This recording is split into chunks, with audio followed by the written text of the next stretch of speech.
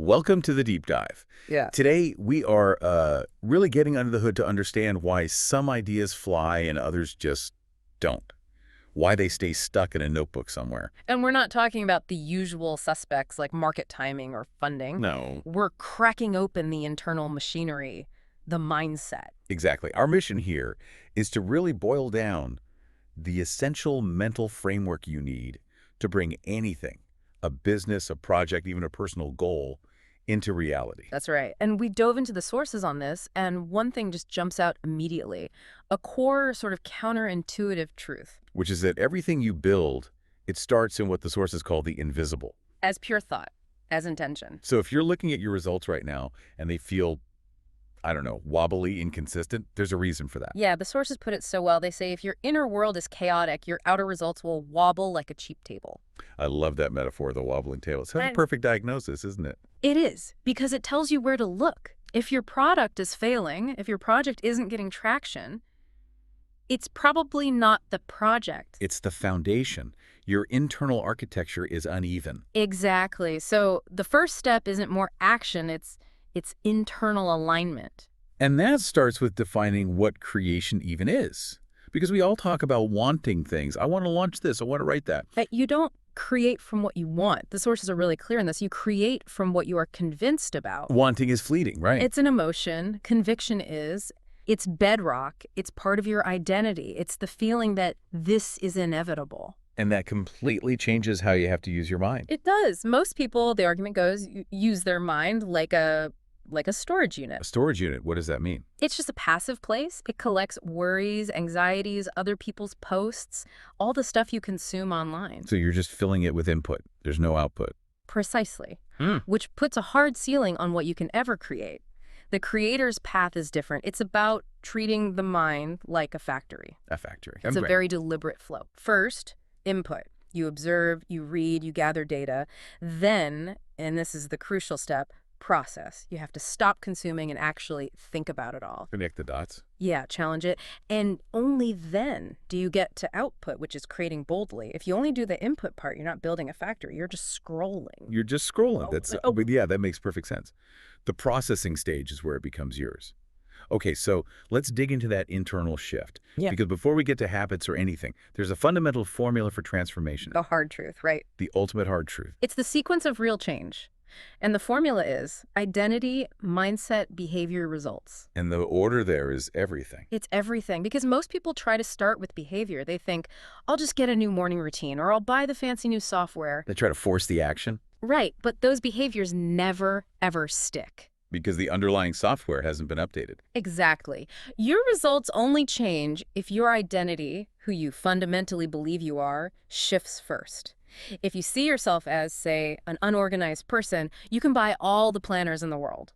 But your mindset will just sabotage you at every turn. You'll always find a way back to chaos. You have to first decide, no, I am an organized person. That feels like the hardest part of this whole thing, though. How do you just change an identity? That sounds like years of therapy, not a quick fix. Well, the sources suggest it's not some big dramatic breakthrough. It's a compounding loop. It starts with small, repetitive actions that affirm the new identity. So you don't wait to feel like a business owner. No, you show up and make one decision as a business owner today, even a tiny one. Each time you do that, you're casting a vote for that new identity. And that connects to the scale of what you're trying to build, right? Yeah. We see people with these huge ambitions, but they just can't seem to make the big moves. That's the synthesis of scale. Your belief system has to grow to match the size of your goal. You can't get, as one source put it, $1,000,000 results with a 100-near mentality. The scales don't match. They don't match, and that mismatch creates the wobbling table.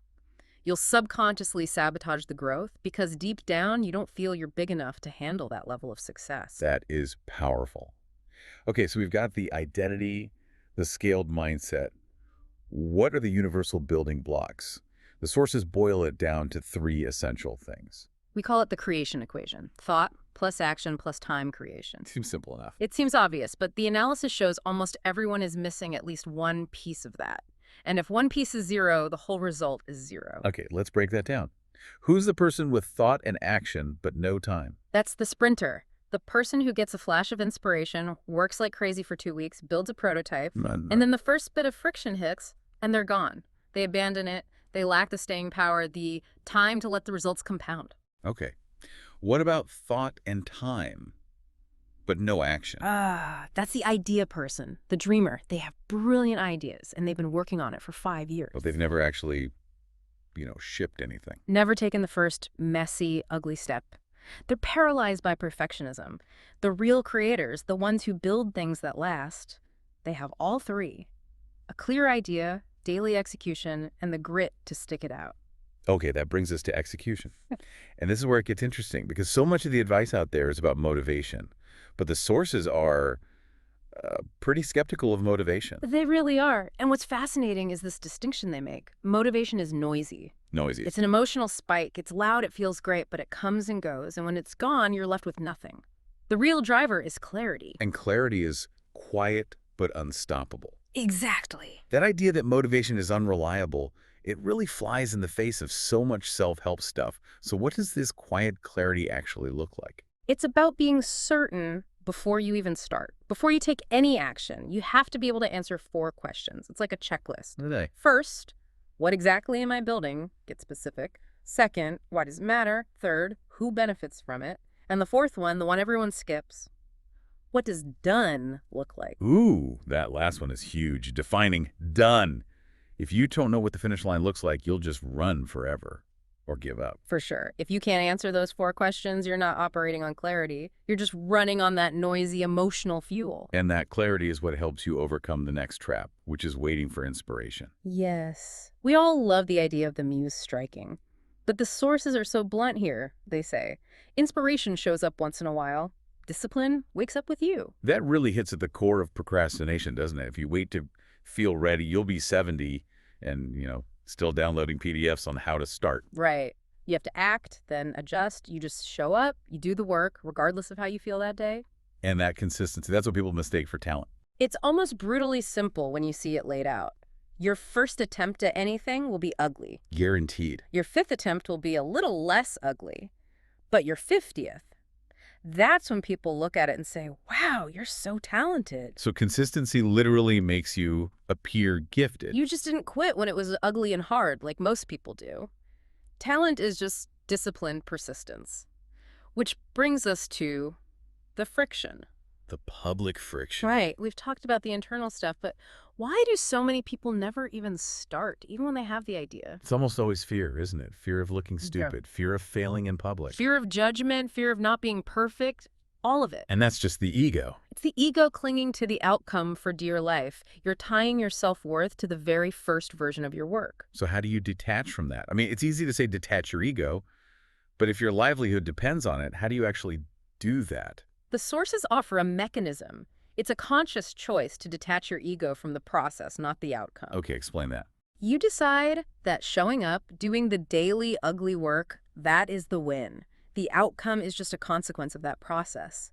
If you can accept that the start is going to be clunky, you basically make yourself immune to judgment. You're starting small on purpose is part of the plan. Exactly. It's a learning phase.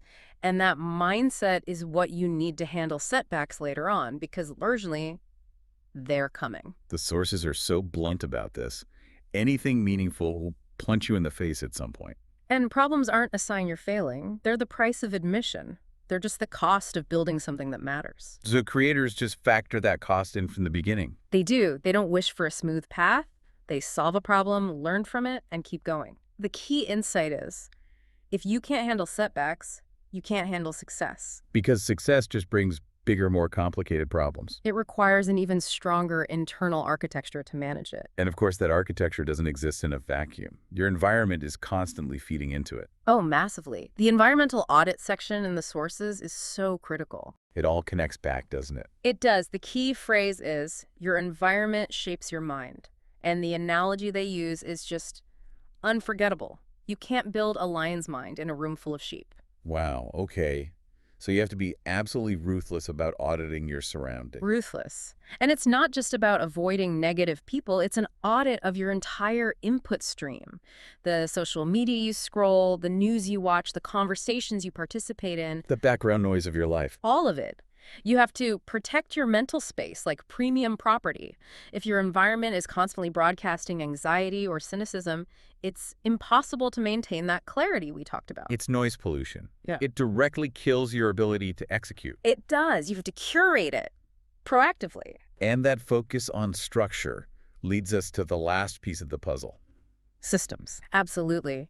Because even a clear, protected mind needs mechanics to stay consistent over the long haul. Systems prevent chaos. And chaos is the enemy of consistency. The big takeaway is that creators don't depend on memory or willpower. They depend on structure. Systems are the scaffolding that holds everything in place when motivation disappears. It's the difference between hoping you feel like writing and just having a routine where you sit in the chair at 7 a.m. every day, no matter what. Exactly. The system protects the behavior from the emotion. It makes it automatic. Yes. It turns an abstract goal, like be consistent, into a tangible, repeatable architecture. The sources even list the tools. Right, like Notion for organizing thoughts, Google Docs for sharing ideas. Whiteboards for visual thinking, timers for focused work, checklists for complicated tasks. They're not just tools. They are the physical manifestation of the mindset. They're the plumbing in the factory. You can have the best ideas in the world, but without systems, the whole thing breaks down under pressure. So let's bring this all together. We started with that internal identity shift. Move to clarity over motivation, detaching the ego, protecting your environment, and finally, building systems. And if you had to distill this whole deep dive into one sentence, the sources give it to us. Mindset is the internal architecture that determines whether your ideas stay dreams or become realities. It's an architectural decision first. The bottleneck isn't a lack of resources out there, It's the lack of resolution in here. and maintaining that resolution is a daily job, especially with your environment. For sure. So if we accept that you can't create without the right mindset and the environment shapes the mind, we have to leave you with one final question. Yeah, and this is for you to really think about, not as some big abstract goal, but as a very specific action. Think about what you're trying to create right now. What is one specific content source or conversation in your daily life that needs to be audited or protected starting today?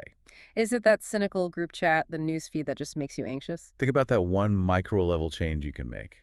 Because that audit today, that's who will determine if your results keep wobbling or if they finally become solid.